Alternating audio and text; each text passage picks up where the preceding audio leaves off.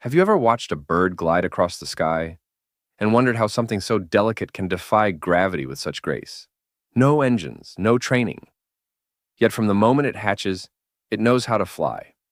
It knows when to migrate thousands of miles, when to build a nest, when to feed its young. Who taught it? Was it evolution, instinct, or is there a sign from Allah hidden in its wings?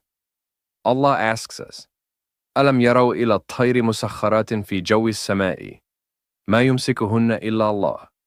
Do they not see the birds, controlled in the atmosphere of the sky? None holds them up, except Allah. Surah Al-Mulk 67:19. This isn't just poetic. It's a reality that modern science is still trying to understand. Let's take a closer look at the wings of birds, their navigation, their instincts, and uncover the signs of Allah that are all around us.